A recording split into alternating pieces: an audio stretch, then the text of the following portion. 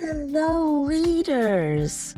Today on Reading in the Middle, I'm talking about what it means to be valued, not just for what you do, but for who you are. My guest is Derrick Barnes, the award-winning author whose work has helped redefine how Black children see themselves in books. You may know him from Crown, the Ode to the Fresh Cut, I Am Every Good Thing, The King of Kindergarten, and The Queen of Kindergarten. Books to celebrate confidence, joy, and everyday brilliance of childhood. His newest middle grade novel, The Incredibly Human Henson Blayze, takes those themes of identity and affirmation into deeper emotional territory. It centers on a young man who's praised for his talent on the football field and what happens when he begins to question the role the world has already assigned him. This is a story about expectations, community pressure, and the strength of family, and the quiet, sometimes messy process of figuring out who you are when no one's watching. In our conversation, Derrick Barnes and I talk about writing interior lives, trusting young readers with complexity, and why he wanted Henson's family to serve as the grounding force at the heart of the book. Let's begin.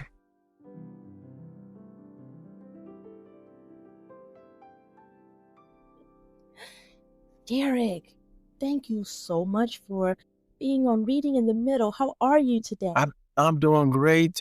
Getting ready to jump into 2026. Full speed. It's been 2025 was an extreme blessing.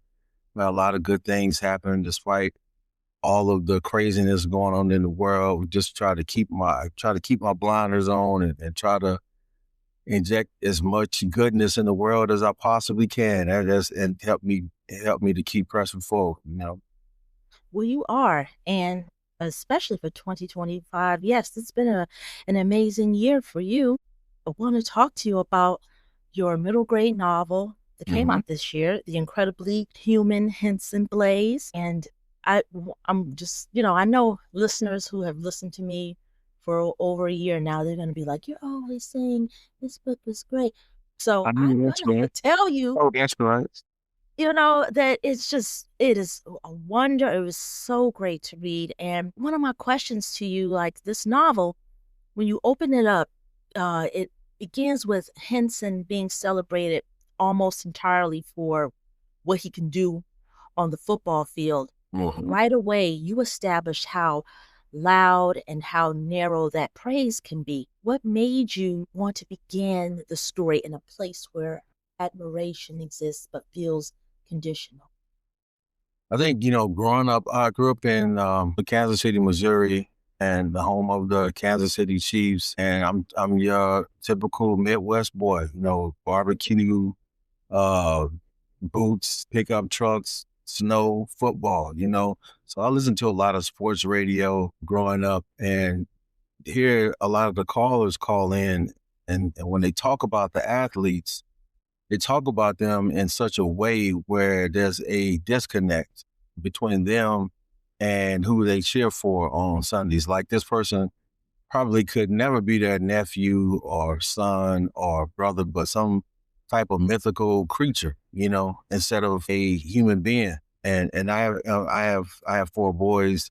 We've all played a multitude of sports. I have one that's playing college football. He's entering the NFL draft. And I've never referred to him as a beast or referred to him as a monster. And I remember having a conversation with him when he was younger in high school about how long he wants to play in the NFL. And he was saying, I think he was like 17 at the time. I want to play until I'm 40. I'm like, man, these people don't care about you, man. They're going to use you up and replace you with somebody else. And that's not how we get down. Like, not only are you not going to play that long, but while you are there, if you have a platform, you're going to use it to help out with literacy. You're going to help out and fight injustices. You're going to continue to be a thorn in somebody's side, just like I've been trying to do with my book. So it's just, the whole makeup of that book has been, very personal, from raising my sons to being a rabid football fan. So, And as readers, we quickly understand that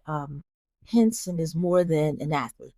mhm. We spend a lot of time inside his thoughts, his doubts, his observations, his quiet processing of the world around him. When you were writing Henson, how did you make sure his interior life carried as much weight as his public identity? I think, one of the first things that we do when you are crafting these protagonists, I thought about him and saw him as one of these lead characters that have gone down in history as one of the most memorable ones. And that's whole pantheon of middle grade classic books. I thought about him that way. And when he was in thought, when he was in conversation, I rarely, if at all, bring up anything that has to do with football. I want the reader to go on this arc with him.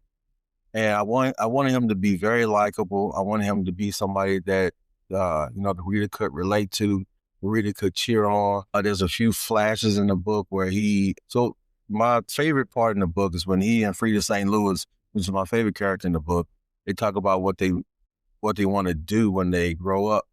There's a few flashes in the book where he kind of goes off into his imagination. He wears his thoughts and his emotions on his sleeve. He's one of those kids that if he's thinking it, he will tell you, how he feels. He's very honest.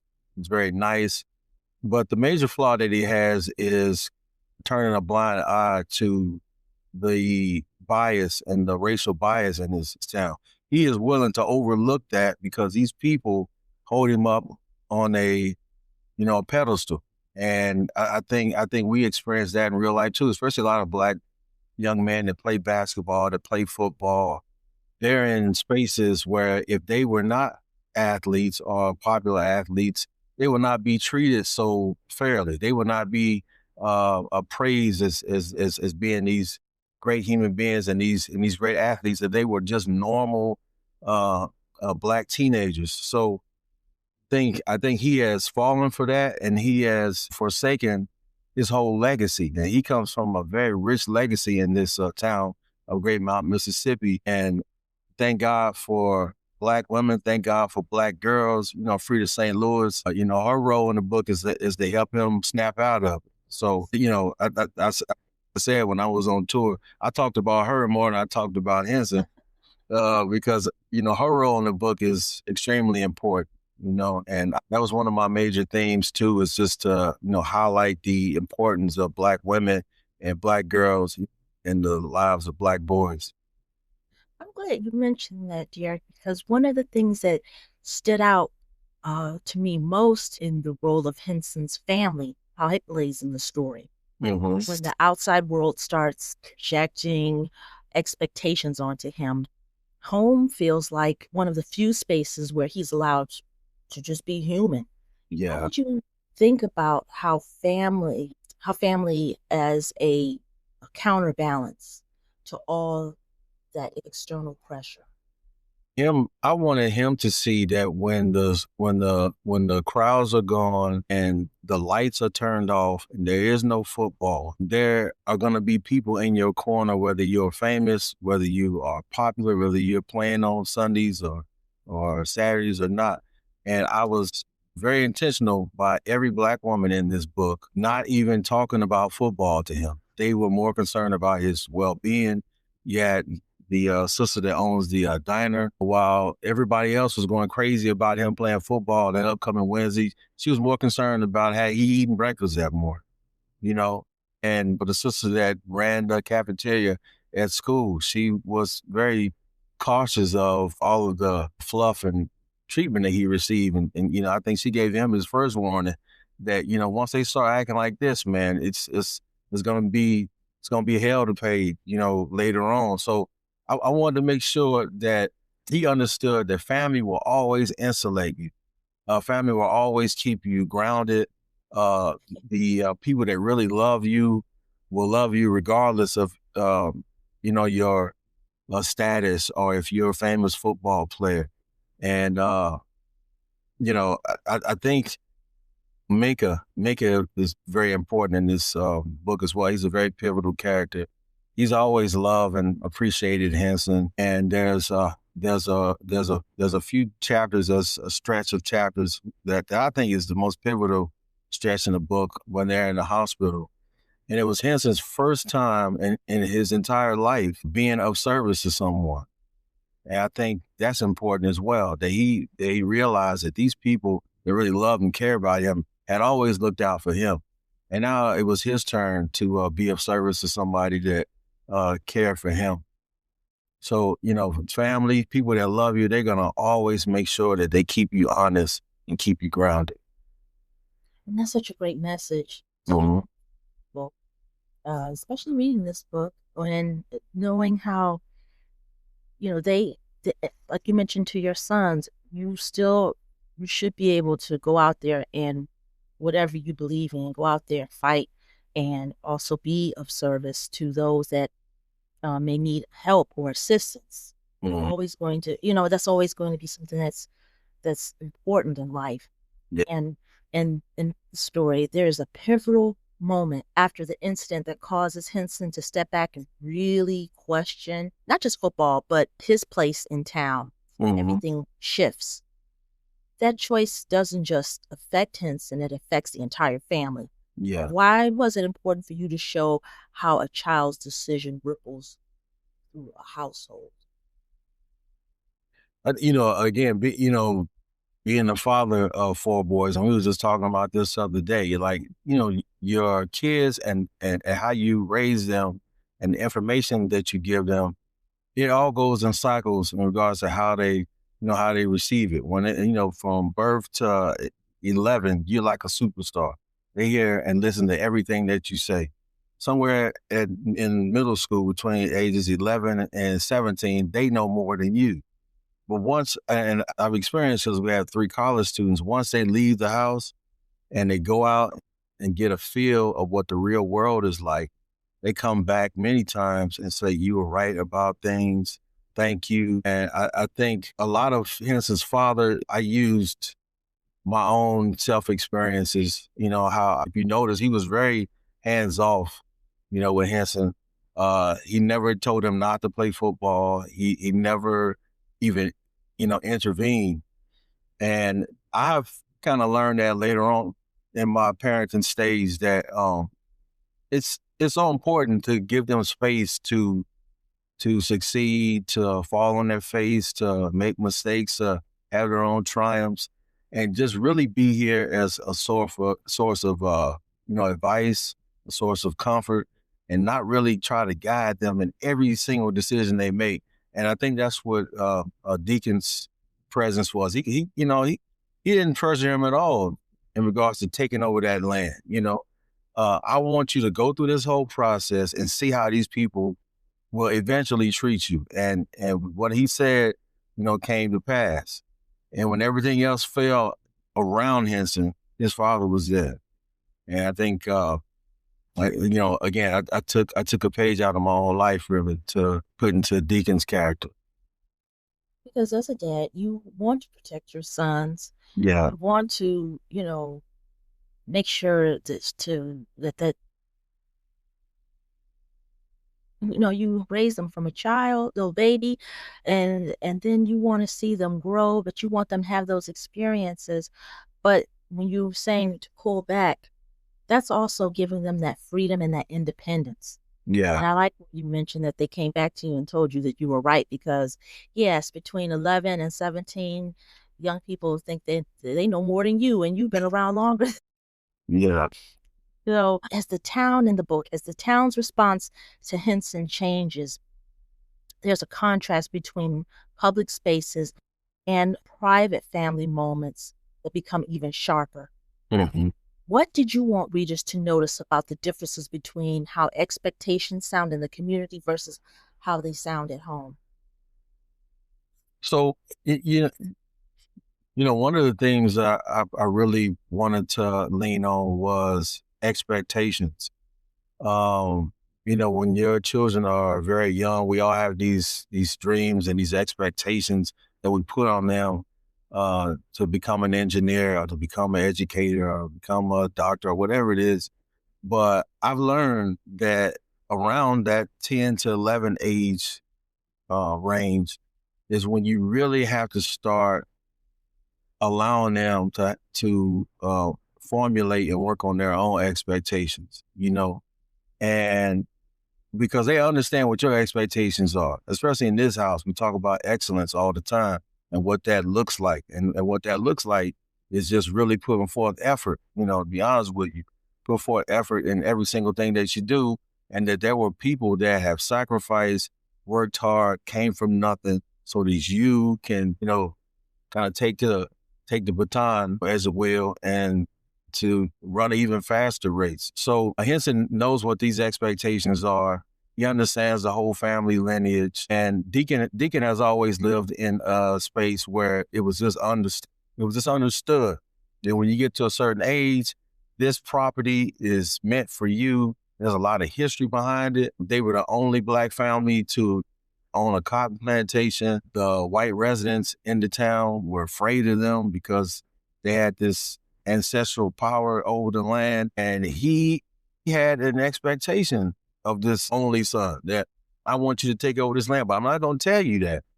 But when you come, I want you to feel this contrast that I'm going to always love and care for you.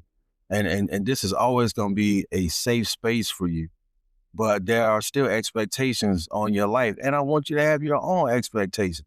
I want you to go out in the world and be great, whether it be football or I'm not going to say what a Henson wants to grow up to be, just in case somebody hasn't read the book yet.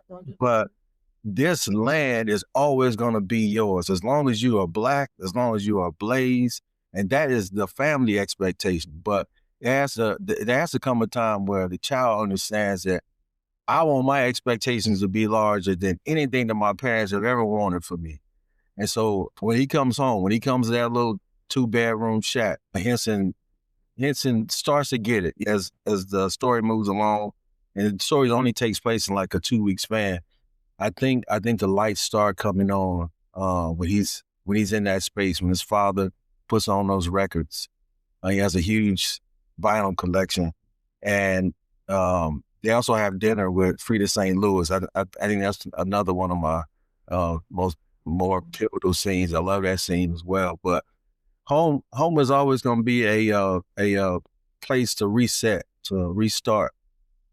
We've talked about that too with all my boys home for college. When you come home, I want you to come back here and push that reset button and then go out to the world and do great things. Yes, because home is an oasis, right? That's right. Home should be an oasis. Derrick, you've written so many books. I mean, we talked about this before we started recording. For all ages, right? All ages. And writing for middle grade readers, it's such a tender age. Yeah. Kids are figuring out who they are, while the world is often telling them who they should be, like you mentioned. What do you hope kids who feel boxed in labels like athlete, gifted, the good kid, what do you hope they take away from Henson's journal? Well, I was so blessed to, first of all, I'm blessed to be still here after 21 years. My first books came out in 2004. So the fact that publishers still pay for these nice hotels and these plane tickets and to send me to all these different schools, especially during this day and age of books being banned. I was on the road for 3 months, and it was an amazing experience for me. It was my 6th tour. But this one really touched me because of everything that's going on in this country right now, and having the opportunity to talk to children from different walks of life, different religion, different socioeconomic levels, and just to have conversations with them during my presentation and after my presentation. And one of the messages that I always shared, I ended my presentation with, that I wanted them to understand, no matter who the audience was, that I wrote this book for Black boys. I want them to understand that you are more than just how fast you run or how many jumpers you can shoot or how many tackles you can make. that you are a full and complete person. And then I always followed up with, if you are not a Black boy, I wrote this book for you too, because I want to challenge these direct or indirect stereotypes that you've been taught by your community, whether that be your parents or the neighborhood that you live.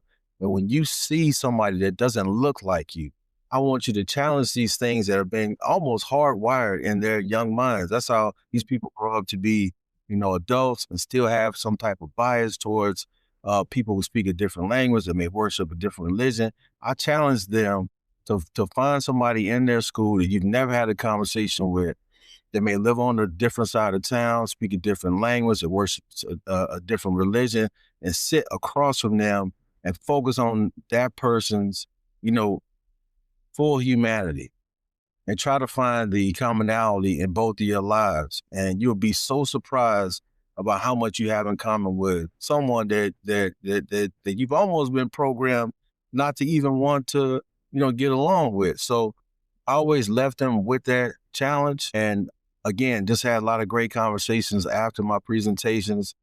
And it did wonders for my soul to be on the road and talk to these young people who are definitely going to be the future. And, we need them to have more open minds, to have open hearts, and to change the world in that way. And that's by conversation and just by seeing each other for who we are, and, our selves.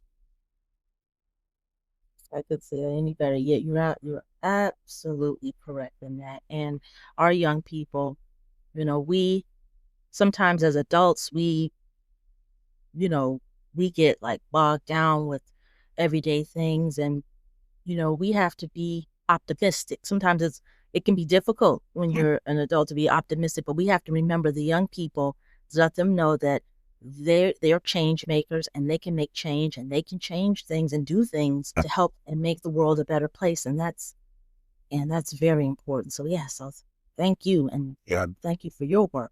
Thank you. And I want to talk to you about your writing in this book, because it feels very restrained in a purposeful way. Like, you allow space for reflection without over explaining. And so when you're writing scenes between the adults and his peers and family members, how do you decide when dialogue is necessary and when silence can do more work? I read, it's such a lengthy process, man. I hadn't worked on a novel since 2010.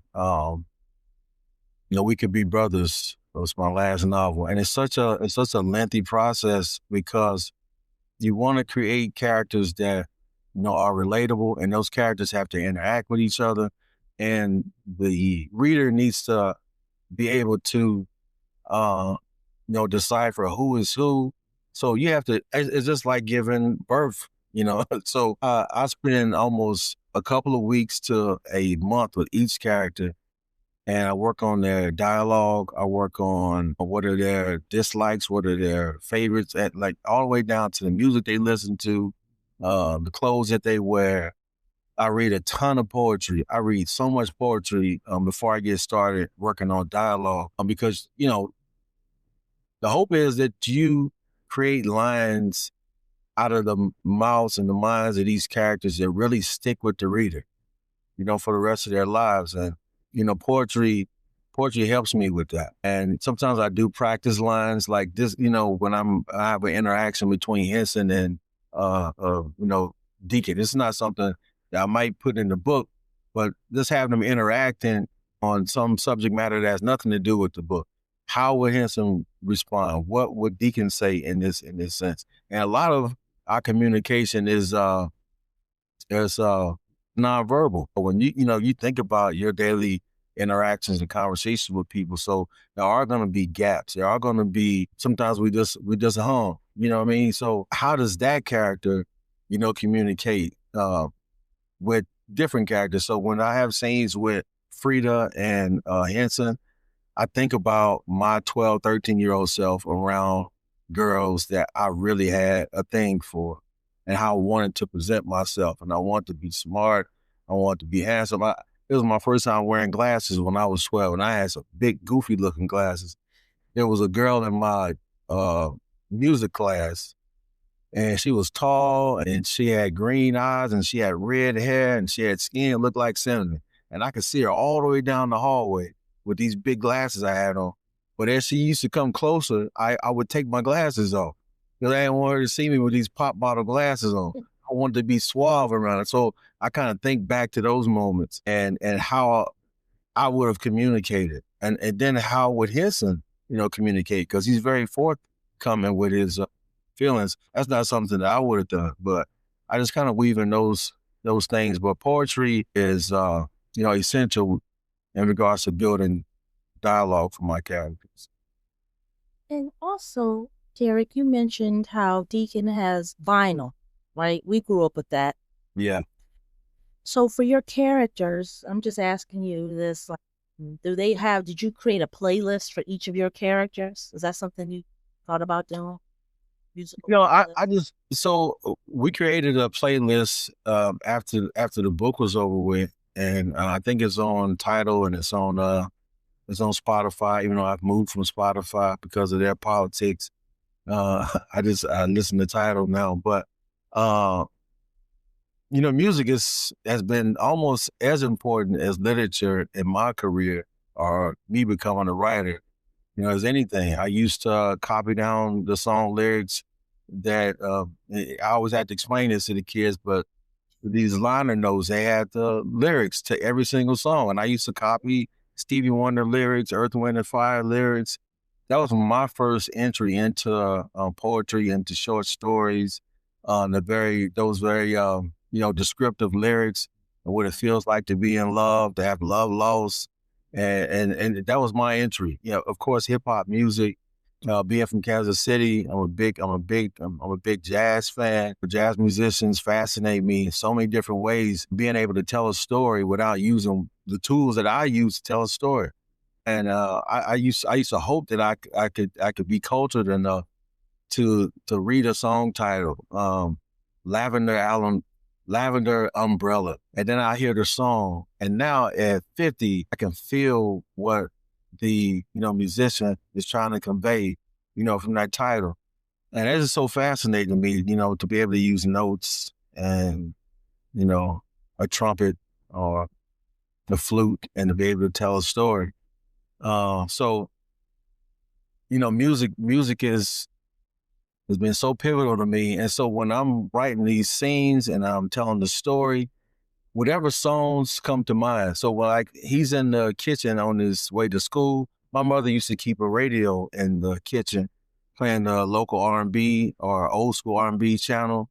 And I think about the songs I used to hear when I was on my way out the door. I used to, hear the OJs or I hear, Patti LaBelle, and then they would play something more current, like, New Edition. So I think about those scenes and then whatever songs come to mind, that's kind of how I do it. So of course, Henson's dad listens to a lot of blues, because they're in the Delta. He listens to a lot of jazz, but more so blues, Delta blues. Yeah. So whatever I'm feeling, during that scene, that's what. Uh, Now, do you listen to music while you're in your process of writing? Is that something that when you're doing that, do you have? I can listen to music with lyrics and with singing while I'm actually working, but when it comes time to edit or to copy edit, I only can listen to jazz, and there's only like a handful of albums that I can actually listen to. I have one up on the wall right there. Uh, Yusef Lateef's album. He's like one of my favorite jazz flautists of all times. I listen to a lot of his music while I'm copy editing and while I'm editing, but I can't listen to singing while I'm editing, but I pretty much listen to everything while I'm creating the books. Now, there's no spoilers, so I'm not giving away the ending, but I will say that it doesn't wrap everything up neatly, but it feels honest and trusting Yeah. of the readers. I want to know, um, why was emotional truth more important than wrapping everything up in a tidy resolution, especially for your middle grade? Yeah. I wanted them to collect the clues all throughout that week because I feel like I made it clear to the reader what he will end up doing, eventually.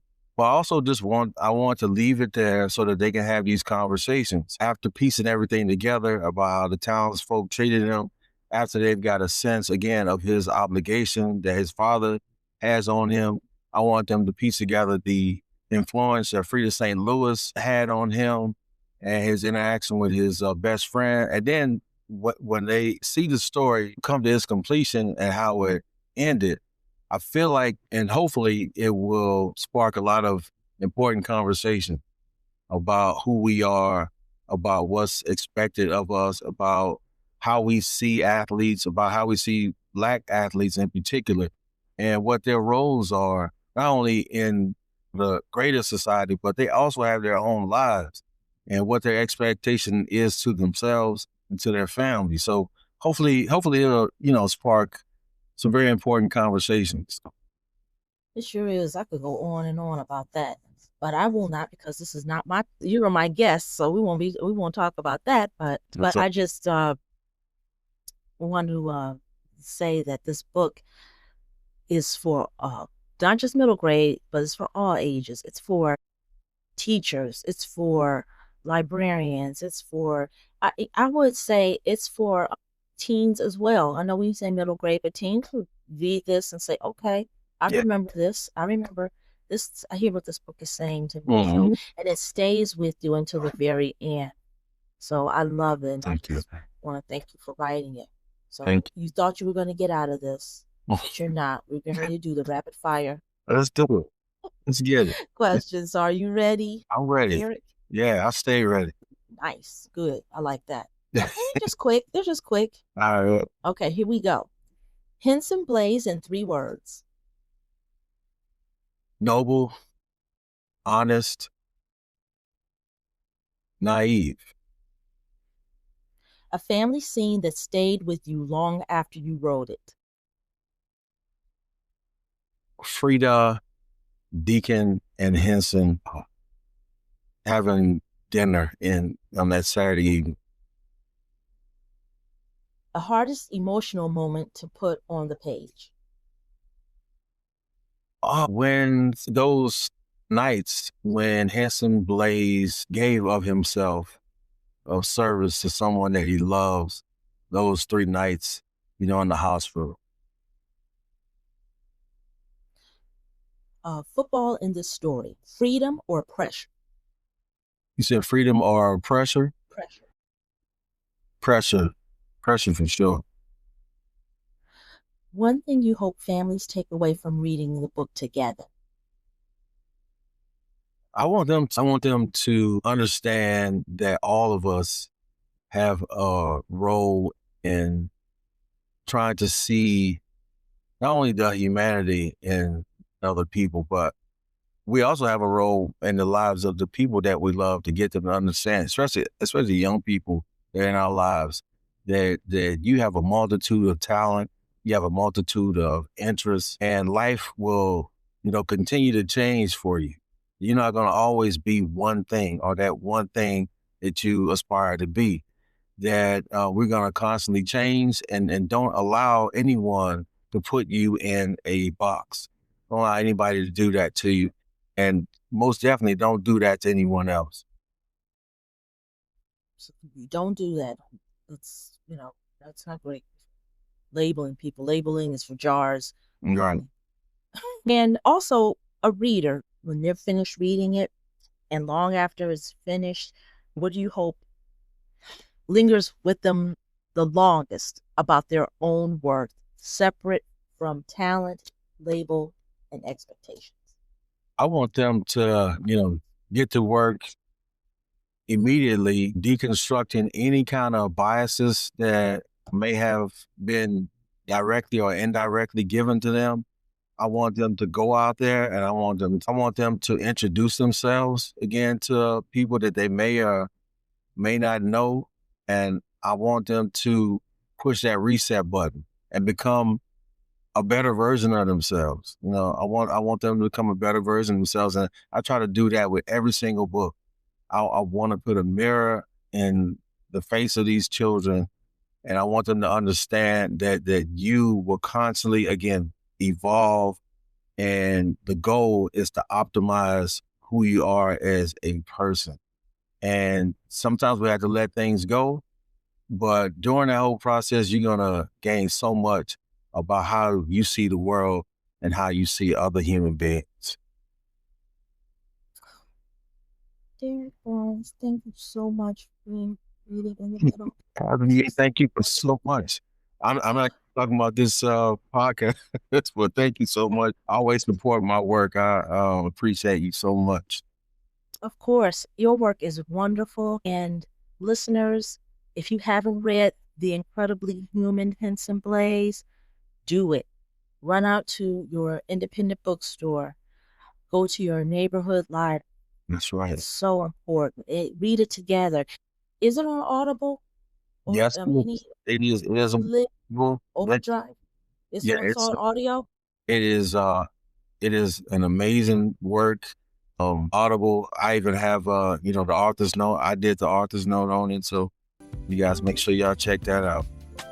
Check it out. Yeah. You will not be disappointed. You love this, and it should be on everyone's show. So thank you. I just want to thank you, Derrick, for being here and being my guest. And this is of course, this is a great conversation. That was my conversation with Derrick Barnes, author of the critically acclaimed The Incredible Human Henson Blayze and award-winning New York Times best-selling beloved titles like Crown, The Ode to the Fresh Cut, I Am Every Good Thing, and The King of Kindergarten. What stays with me about this novel is how quietly powerful it is. It doesn't require Henson to be exceptional to be worthy. It allows him to be uncertain, vulnerable, thoughtful, and human. And it trusts young readers to understand that their value isn't dependent on performance or perfection. If you're a middle grade reader navigating expectations, a parent or a caregiver thinking about how we talk about kids' success, or an educator looking for a book that opens space for conversations about identity and agency, this is a book you'll want to spend time with. You can find The Incredibly Human Henson Blayze, along with Derrick Barnes' many award-winning titles, wherever books are sold. But when you go to the bookstore, make sure you go to your independent bookstore. Now, look, I'm not telling you what to do.